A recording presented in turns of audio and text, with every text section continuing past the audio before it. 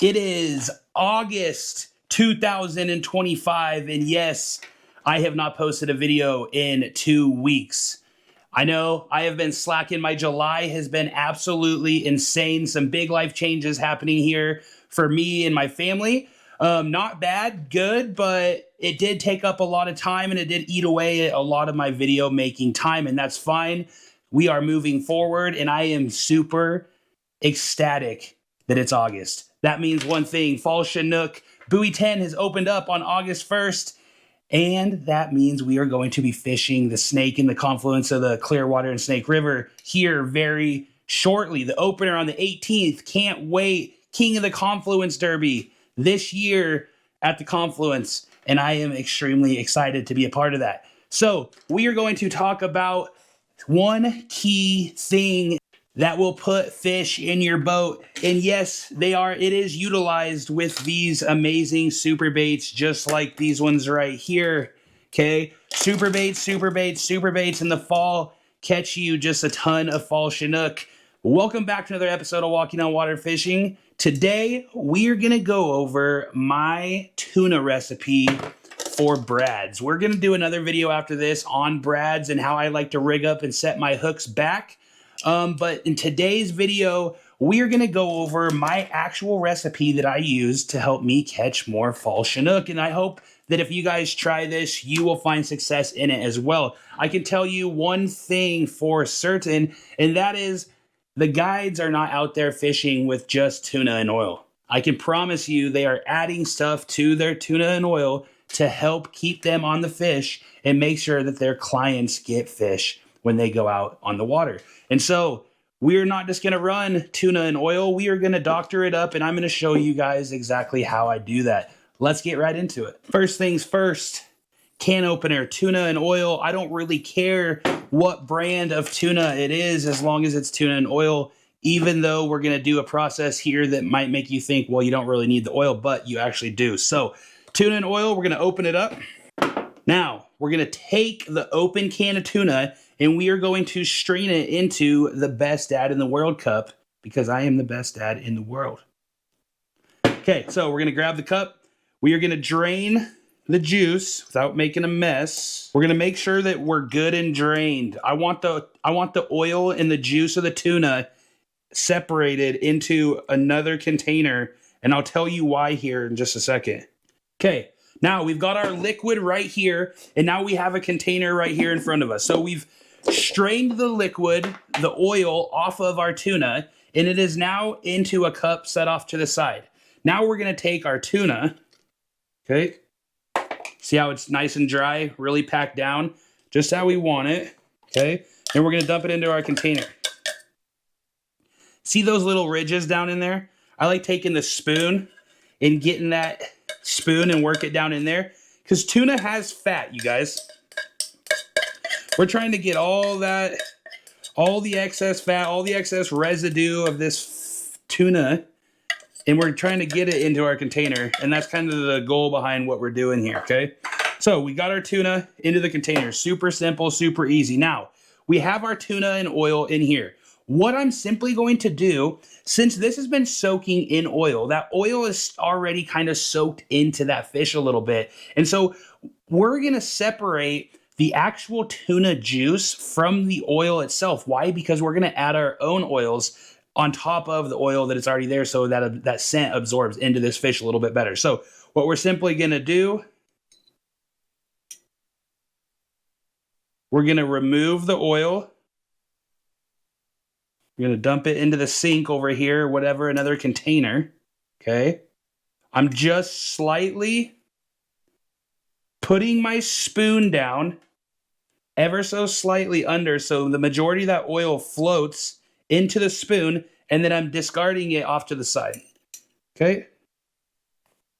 All right, now that we've got just the tuna juice left in here, we're going to go ahead and re-add that tuna juice to the tuna itself.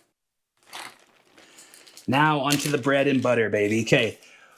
Fall Chinook, fall Chinook, fall Chinook. You can either run the garlic slamola powder or you can run the empty slamola powder, okay? You can opt in for the garlic if there's a garlic day. Obviously, when you're going out there, I would like to utilize a few different kinds of tuna because if you're going to use something like the garlic slamola powder, which I always put slamola powder from Procure into my tuna brines, you definitely want to have a couple because you can always add garlic, but you can't take it away, right? So if you're going to run garlic and they're not hitting on garlic that day, then you want to have a different option, aka the slamola without garlic in it.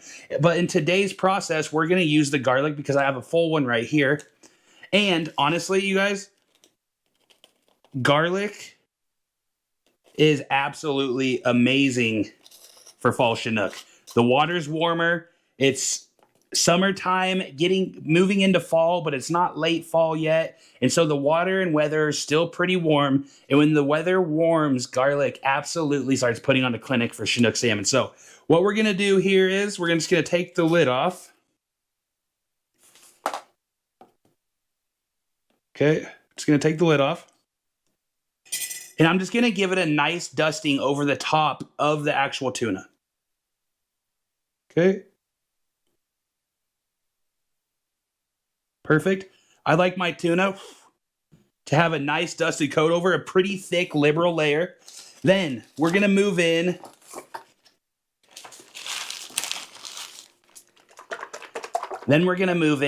to something that absolutely freaking slays.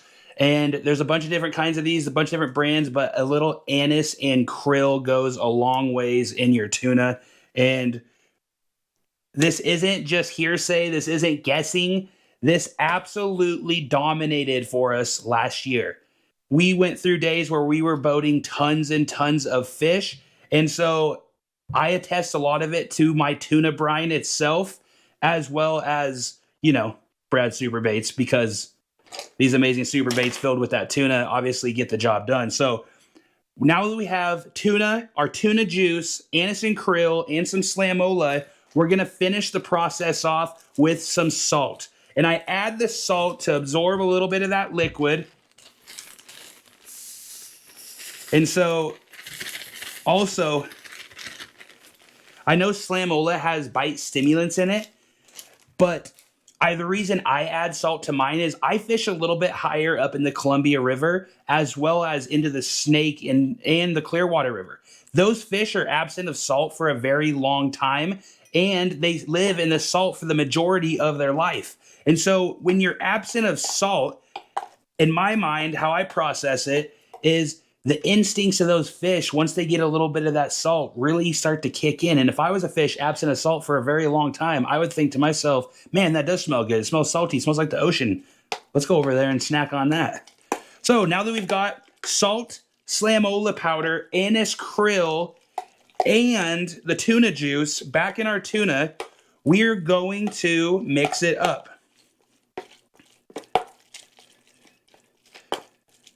Now, as you can see, okay, there is no more liquid in the bottom of our container.